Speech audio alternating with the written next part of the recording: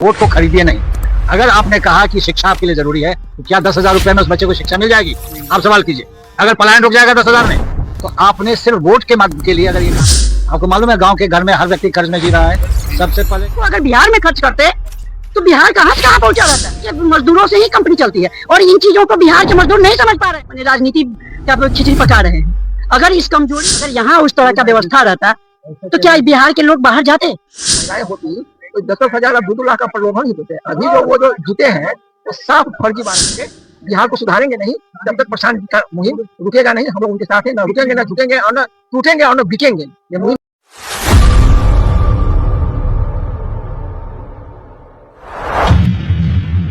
नमस्कार, आप देख रहे हैं नाव एक्सप्रेस 24।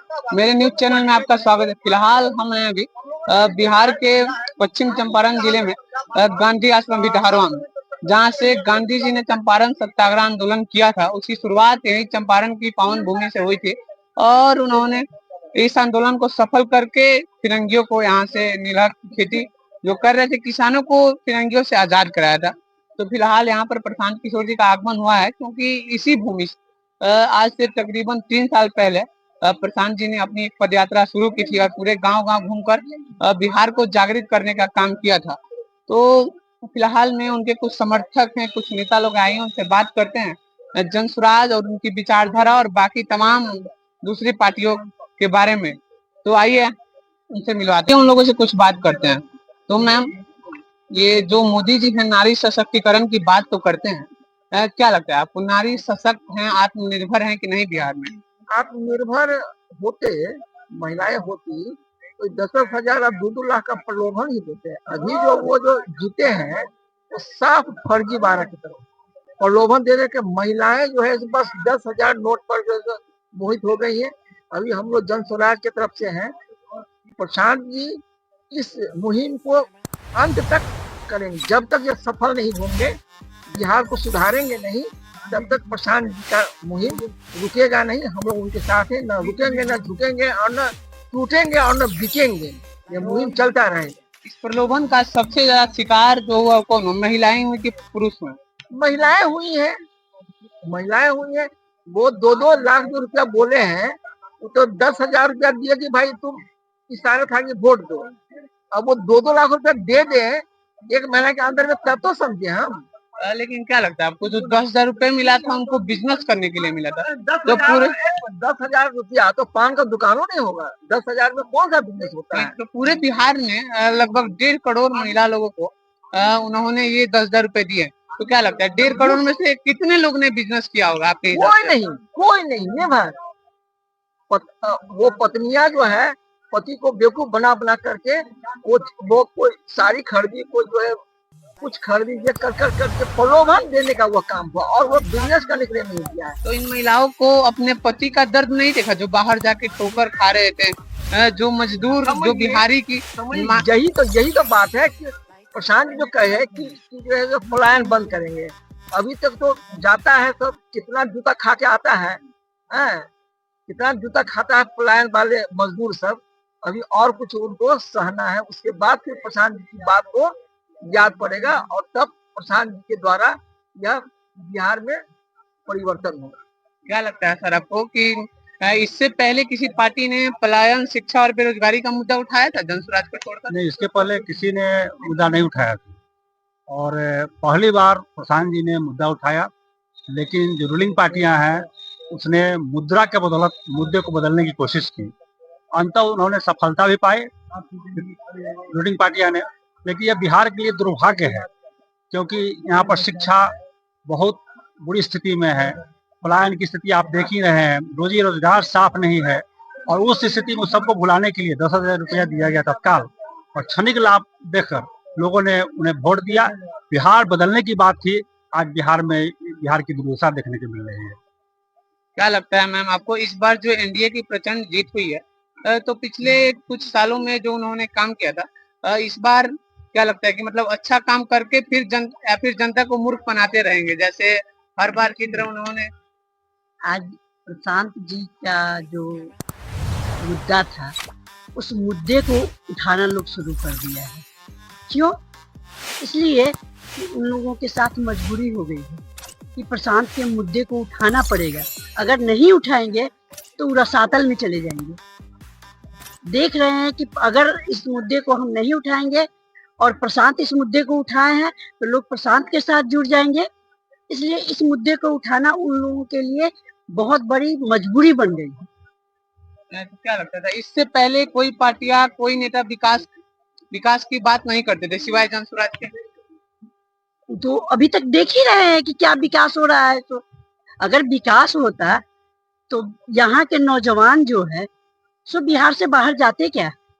यहाँ के बच्चे पढ़ाई के लिए, रोजगार के लिए, शिक्षा के आगे का माने डेवलपमेंट के लिए जो बाहर जा रहे हैं, अगर यहाँ उस तरह का व्यवस्था रहता तो क्या बिहार के लोग बाहर जाते?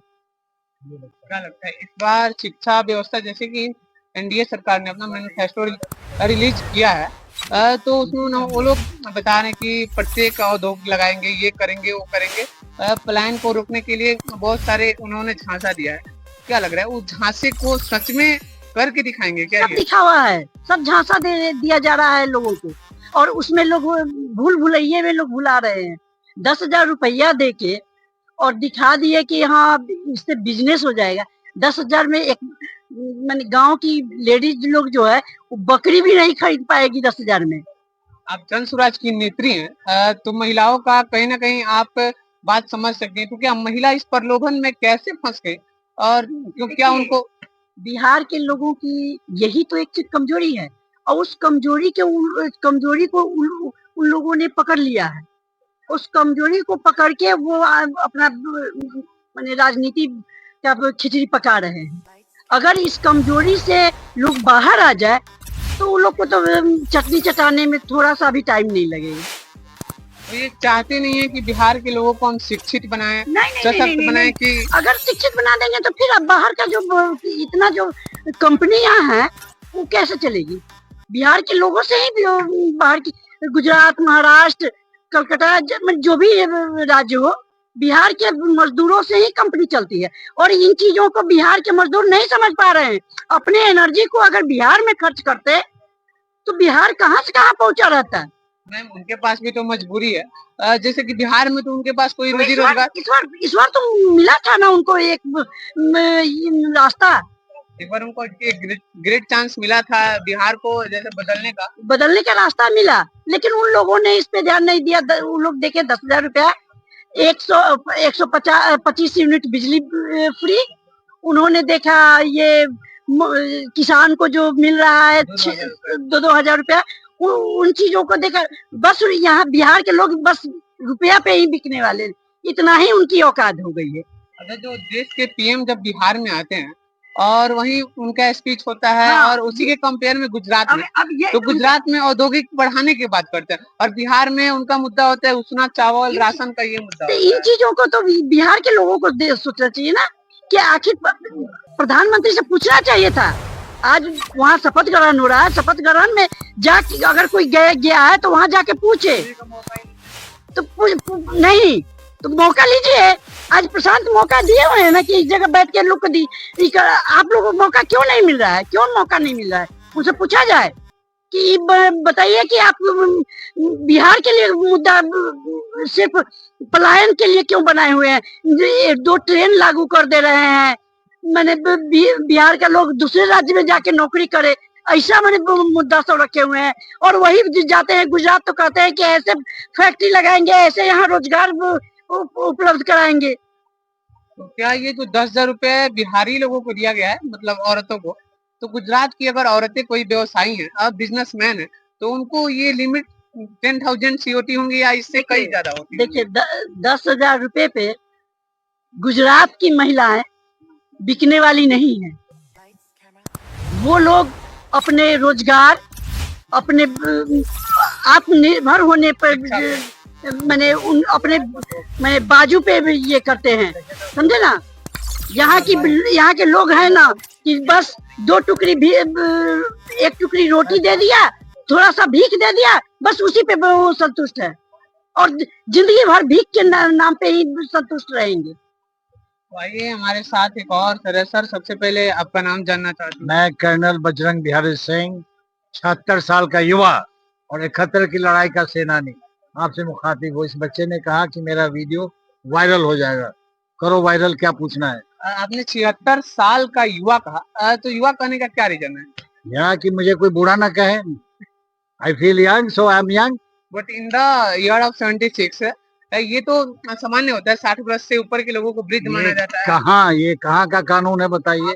आप ऐसा, आपके बातों से ऐसा लग रहा है कि आपको इंटरनली लोग युवा समझे या एक्सटर्नली लोग युवा? मैं इंटरनली युवा हूँगा तब तो एक्सटर्नली समझेंगे ना। मेरे बाल सफेद हो सकते हैं लेकिन मेरा दिल जवान है, क्या उसको आप बूढ़ा कर दीजिएगा? इंटरनली और मैं दौड़िए मेरे साथ, तैयार हैं? Come, let's run today. आप आइए, मैं आपके साथ फिजिकली, मेंटली एंड स्पिरिचुअली मैं sound. In all things you are like an young. Yes, I am young, like better than you. तुम मुझसे ज्यादा बूढ़े दिख रहे हो। दाढ़ी क्यों नहीं बनाया है? सेव तो किया है बट अभी कुछ रीजन है। अच्छा, नहीं ये आप बात कर लेते हैं पॉलिटिक्स। हाँ बोलो। पॉलिटिक्स पे जैसे कि 10,000 को ये बड़ा फैक्टर माना जा रहा है एनडीए की सरकार बनाने में। तो अगर ये 10,000 के कंपेयर में अगर इन 10,000 रुपए से जो खर्चा हुआ है, अगर हर प्रत्येक मैंने जगह पूरे बिहार में जहाँ पे रोजगार की कमी थी वहाँ पे कुछ मेगा फैक्ट्री अगर बैठा दी जाती तो वो बेटर था, ये 10,000 रुपए देना बेटर रहता। आप कंफ्यूज मत होइए, 10,000 रुपए से कुछ नहीं होगा। अगर किसी के घर में कोई कर्ज होगा तो सबसे पहले, आपको मालूम है गांव के घर में हर व्यक्ति कर्ज में जी रहा है, सबसे पहले कर्जा वाला वसूलने चला है। जिसके पास कर्ज नहीं होगा वो 2-3 बकरियां खरीदेंगी, ठीक है ना। हमारे घर में एक महिला काम करती है, उसका मैंने अकाउंट खोला था, 10,000 मिला हुआ है। मालिक हमारा तो मिल गए, मगर जाओ बकरी खरीद के लाओ। मैंने कहा फिर मैं 10,000 देता हूँ, 3-4 बकरी और खरीदना, ताकि उसकी बकरी 100 होगी तब ब्रेक इवन होगा। 3-4 बकरी में काम नहीं चलेगा उसका। उसको हम बकरी उद्योग में लगा सकते हैं अगर हम मिल करके काम करें। ये पैसा कोई बुरी चीज नहीं है, लेकिन गलत समय पर आपने वोट के समय पैसा दे करके आपने मन के चोर को साबित किया है। मैंने बताया है पिछले इंटरव्यू में कि अगर देना था तो इस वित्तीय वर्ष में 2025-26 में क्या बिहार की विधानसभा में बजट में इसको पारित किया है? जाके देखो, अगर बजट में पारित नहीं किया है तो ये पब्लिक ब्राइब कहलाएगा। ये आपको जान लीजिए, मैं बड़ी जिम्मेवारी के साथ कह रहा हूँ। आपने सबको दे दिया एक साथ, सबने स्वीकार कर लिया, वो विधि सम्मत नहीं माना जाएगा।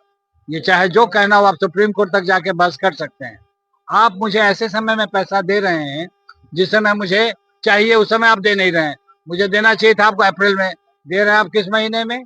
अक्टूबर में दे रहे हैं। तो ये तो सोचने की बात है ना। आपको पता है कि नवंबर में चुनाव है तो अक्टूबर में क्यों दे रहे हैं? ये सवाल कौन करेगा? सवाल ये उठता है। इलेक्शन कमीशन इसको एक्सेप्ट कैसे किया कि जैसे इलेक्शन कमीशन संज्ञान ले सकता है, पीपल्स रिप्रेजेंटेटिव एक्ट है इसके लिए, संज्ञान लेना उसका काम है। सुप्रीम कोर्ट ले सकता है, पार्लियामेंट संज्ञान ले सकता है, अपोजिशन पार्टी ले सकता है, हम संज्ञान ले रहे हैं। इसीलिए हम यहाँ पर कहना चाहते हैं कि आप वोट को खरीदिए नहीं। अगर आपने कहा कि शिक्षा आपके लिए जरूरी है तो क्या 10,000 रुपए में उस बच्चे को शिक्षा मिल जाएगी? आप सवाल कीजिए। अगर पलायन रुक जाएगा 10,000 में, तो आपने सिर्फ वोट के माध्यम के लिए अगर ये काम किया है तो ये वीडियो वायरल हो जाए। मोदी जी, मैं मानता हूं कि हमारे देश के प्रधानमंत्री हैं, बड़े ओजस्वी हैं, हमारा देश बहुत बड़ा हुआ है, हम उस देश पे नाज करते हैं। एनडीए की जीत हुई है, हम एनडीए को कहते हैं बहुत अच्छा हुआ है। मैं भी एनडीए को उसके अगेंस्ट नहीं हूँ, मैं तो कह रहा हूँ तुम्हारी भी जय जय, हमारी भी जय जय। न तुम हारे ना हम हारे, न तुम हारे ना हम हारे, तुम भी जीते हो, हम भी जीते हैं। जन स्वराज ने क्या किया है? अब पिछले 3 वर्षों में जनता को यह बता दिया कि शिक्षा का मतलब क्या है। आप तुरंत मत समझिए, लेकिन एक बच्चे को शिक्षा पाने में 20 साल लगते हैं, उसको तैयार करने में। एक बच्चे को किसान बनाने में 20 साल तैयार करना लगता है। तो जब 20 साल तक ठीक से शिक्षित करोगे, स्किलिंग करोगे, तब वो रोजगार के लायक तैयार होगा। 10,000 से नहीं होगा।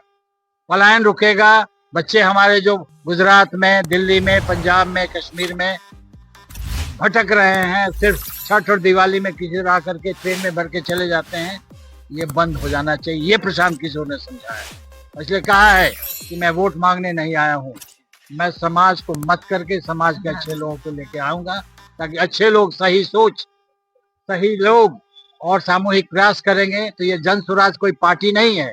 जन स्वराज मेरे लिए तो जनता का जीवन दर्शन है। ये भारतवर्ष हमारे जन स्वराज का है, क्योंकि जनता का सुंदर राज होगा तो सबका राज होगा। वो कांग्रेस का नहीं होगा, बीजेपी का नहीं होगा, वो प्रशांत किशोर का नहीं होगा, वो तेरा राज होगा, मेरा राज होगा। पब्लिक का राज होगा। यस, पब्लिक का राज। In Bihar, which party you do mostly like? I like all, anyone who is good. Manoj Bharti Jan Swaraj के प्रेसिडेंट हैं, मेरे नेतरहाट विद्यालय के पूर्व छात्र हैं।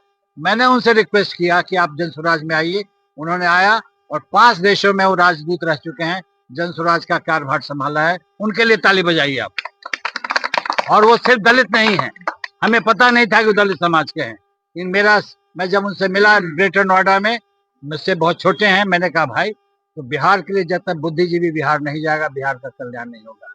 मैं अपने गांव में गाय पोस रहा हूँ, मैं कुशल विवाह कार्यक्रम चला रहा हूँ, इसलिए कि मैं तो खा रहा हूँ, 1.25 लाख रुपया पेंशन मुझे मिल रहा है। क्या 1.25 लाख की नौकरी मैं इस बच्चे को दिला सकता हूँ? उस बच्चे को पढ़ा रहा हूँ मैं गाँव में। आओ मेरे गाँव में आकर के देखो क्या कर रहा हूँ। आपको एम्पावर करने के लिए नॉलेज चाहिए। Real knowledge is real power. असली पावर क्या है? नॉलेज है, वोट पावर नहीं है। ज्ञान सिखाने के लिए प्रशांत किशोर आया, यूनाइटेड नेशंस में काम किया उसने। आप बताइए कहाँ कहाँ सारी पार्टियों को जिताने में मदद की है, लेकिन आज बिहार जीते, इसलिए क्या बोलेंगे? जय बिहार बोलिए। जय बिहार, जय जय बिहार, जय जय बिहार, जय बिहार। फर्स्ट ऑफ ऑल, जो मौजूदा सरकार है उनको एजुकेशन में और बेस्ट और सुधार करने के लिए क्या सजेशन आप दे सकते हैं अपने अकॉर्डिंग? मैं बता रहा हूँ, बिहार का सबसे अच्छा विद्यालय सिमुलतला आवासीय विद्यालय का मैं संस्थापक हूँ।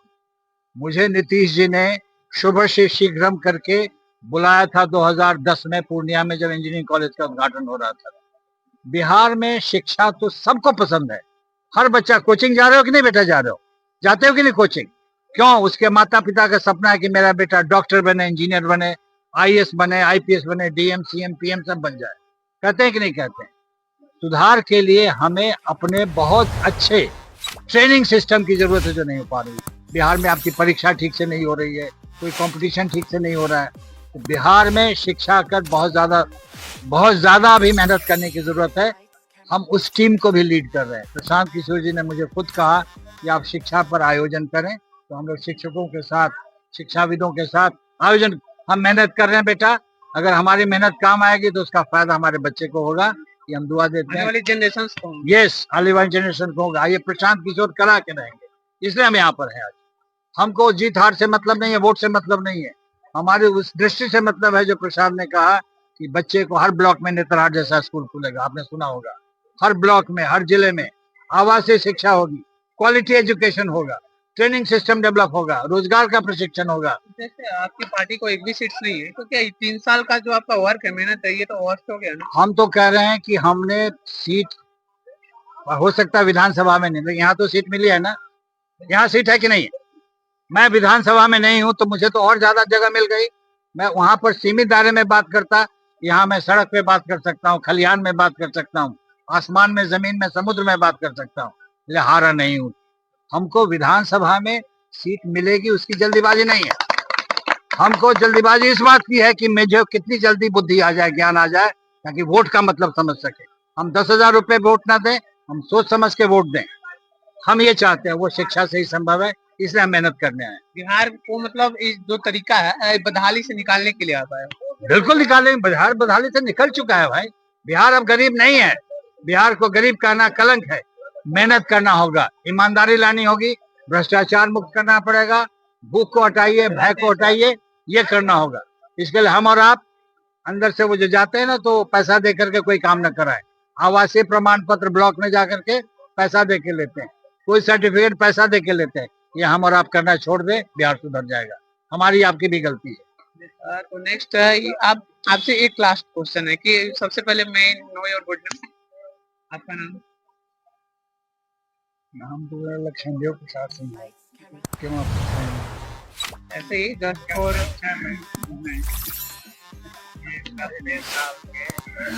व्यक्ति हैं 92 साल के, और गांधी जी के साथ काम किया, विनोबा भावे जी के साथ काम किया, जयप्रकाश नारायण जी के साथ काम किया।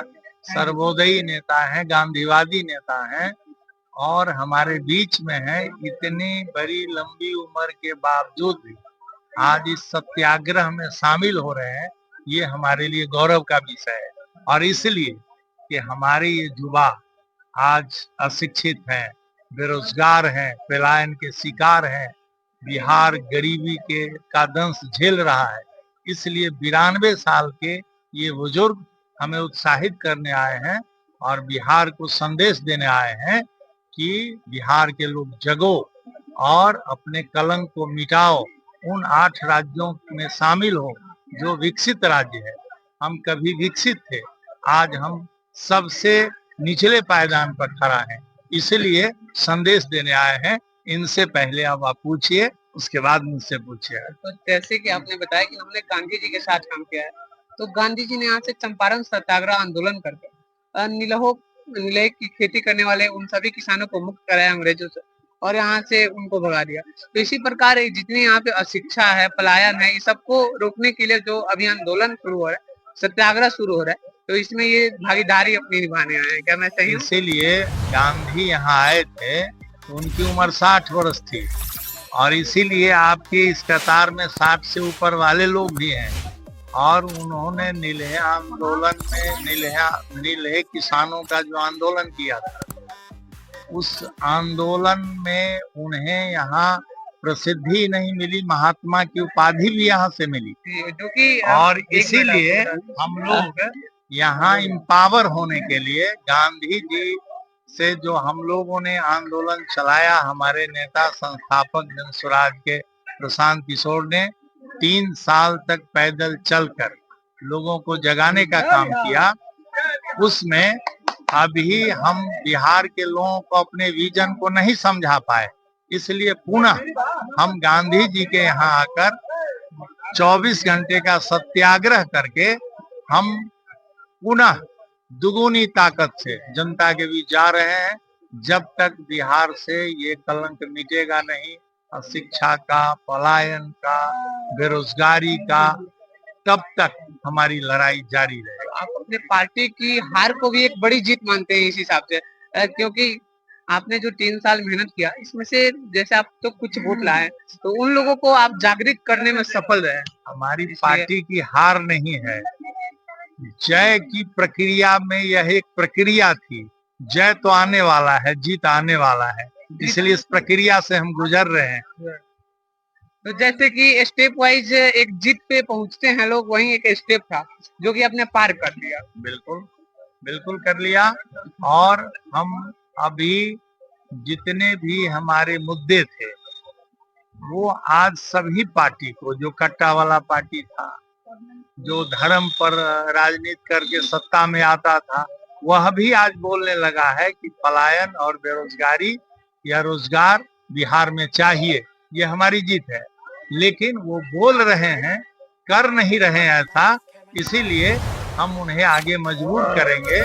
बिहार को, चूंकि आप जहां खड़े हैं इस चंपारण की धरती में है, औद्योगिक धरती रहा, चीनी मिल का जाल रहा है, किसानों का बहुत बड़ा रीढ़ रहा है, किसानों की खेती का क्रॉप मनी इससे प्राप्त होता था, लेकिन आज सारे चीनी मिल बंद है इसी सरकार में, जो अपने को धर्म के आधार पर और जात के आधार पर चला रहे हैं।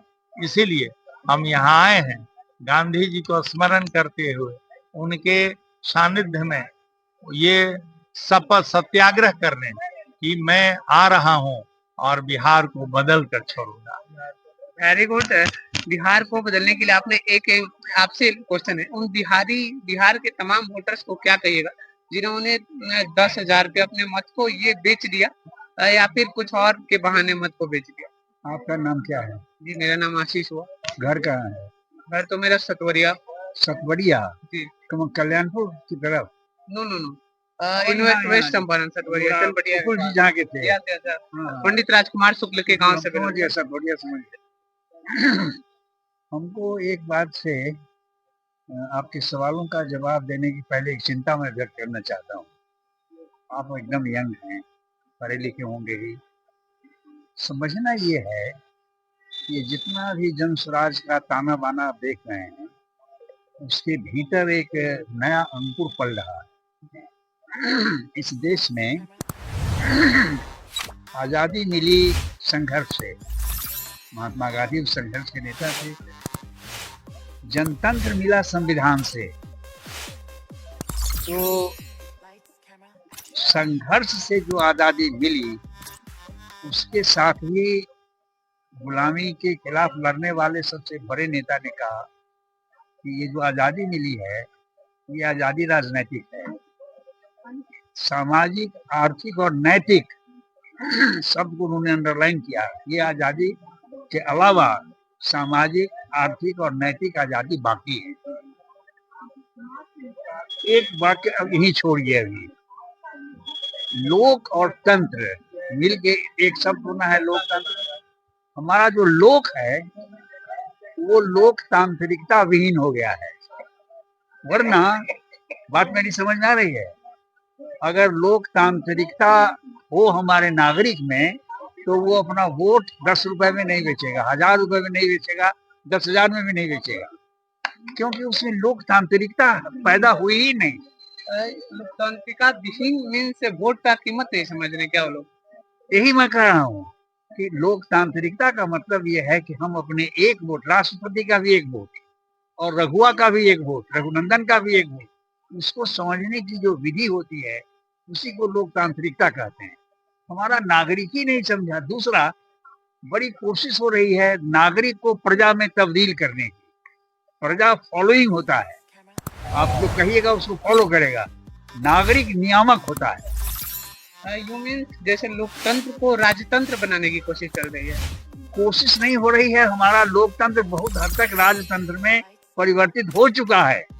उसी को रोकना जन स्वराज का काम है। इसीलिए आपने सुना होगा कभी प्रशांत किशोर ने कहा, जब पत्रकारों ने उनसे पूछा कि आप बहुत ट्रायल पर हैं, तो उन्होंने कहा कि मैं ट्रायल पर नहीं हूँ, ट्रायल पर जनता है, वो क्या करेगी ये असल सवाल है। हम लोग तो ट्रायल पर हैं नहीं। हमारा काम है, एक है ना कभी सुना हुआ, तेरी गठरी में लागा चोर मुसाफिर चेत गया। हम तो उसके गायक हैं, कहते चल रहे हैं कि भाई आपकी गठरी में चोर लगा हुआ है। वरना मांस भात खा के आदमी वोट दे देगा, 4 किलो अनाज पर वोट दे देगा, ये तो तमाशा हो गया हमारा। यही इसी को कहते हैं लोकतांत्रिकता। लोकतांत्रिकता विहीन लोक और लोकतंत्र चल रहा है। अब इससे ज्यादा मैं नहीं कहूंगा, आप खुद सोचिए इस पर। तो ये अंकल, ये सॉरी दादाजी की बातों से आप कितने सहमत है कि जो लोकतंत्र है, अभी जो लोक है, लोकतंत्र विहीन हो चुका है? तो आपने किस मुद्दे पर वोट किया और नेक्स्ट बार आप किस मुद्दे पर वोट करना चाहेंगे और किस पार्टी का आपका समर्थन रहेगा, कमेंट करके जरूर बताइए। तब तक के लिए बने रहिए नाउ एक्सप्रेस 24 के साथ। जय हिंद, जय भारत, जय बिहार। धन्यवाद, थैंक यू।